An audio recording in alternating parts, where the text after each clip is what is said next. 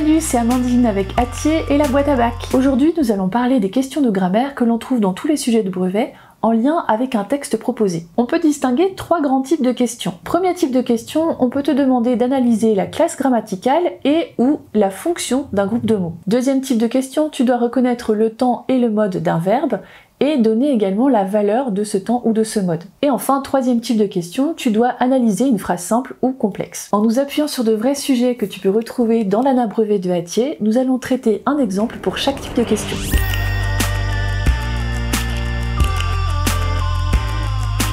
Tu peux faire pause pour regarder en détail et t'entraîner.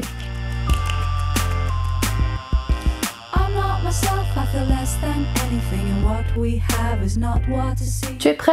Alors on commence. Avant toute chose, il est important de rappeler que tes réponses aux questions grammaticales doivent s'appuyer sur tes connaissances bien sûr, mais également sur une fine observation des phrases de l'extrait que tu étudies. Premier type, analyser la fonction d'un mot ou d'un groupe de mots.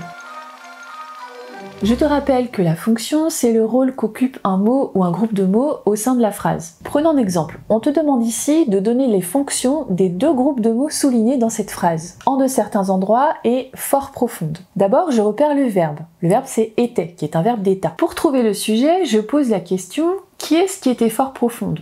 C'est elle qui était fort profonde. Donc le sujet est le pronom personnel elle. L'erreur classique aurait été de dire que le groupe souligné fort profonde est un COD en posant la question quoi après le verbe être. Mais en regardant d'un peu plus près, tu constates que le verbe être c'est un verbe d'état. Et en plus, fort profonde donne une information sur elle grâce à l'intermédiaire du verbe être.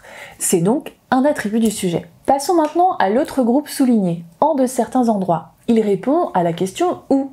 C'est donc un complément circonstanciel de lieu. Tu dois ici justifier ta réponse en précisant les manipulations opérées pour identifier la fonction grammaticale. Tout d'abord, observe que tout le groupe peut être supprimé. Elle était fort profonde. Il ne s'agit donc pas d'un complément essentiel. Note également que ce groupe peut être déplacé. Je peux le mettre en fin de phrase. Elle était fort profonde en certains endroits. Ou entre le verbe et l'attribut du sujet. Elle était en certains endroits fort profonde. Ce groupe complète la phrase entière, c'est donc bien un complément circonstanciel qui donne une précision de lieu. Type 2, reconnaître le mode et ou le temps d'un verbe et étudier la valeur de ce mode ou de ce temps. Dans d'autres questions de grammaire, on te demande d'identifier le temps et le mode d'un verbe, puis de donner sa valeur. Prenons un exemple. Elle me laissait lire par-dessus son épaule les pensées qu'elle couchait dans son journal intime.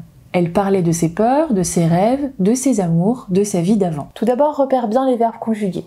Laissait, couchait, parlait. Les formes sont sans auxiliaire, donc à un temps simple. Observe alors les terminaisons. Ici, il s'agit des terminaisons AIT, qui est une terminaison que tu connais bien. Il s'agit de l'imparfait de l'indicatif. Et oui, n'oublie pas, la question te demande de donner le temps, mais également le mode du verbe. On te demande également de donner la valeur de ce temps. Rappelle-toi, dans un récit au passé, l'imparfait sert à faire des descriptions, mais également à évoquer des actions de second plan, en cours d'accomplissement ou habituelles. Ici, l'imparfait est employé pour exprimer une action passée en cours d'accomplissement. On se la représente dans son déroulement, dans sa durée. Type 3, analyser une phrase complexe.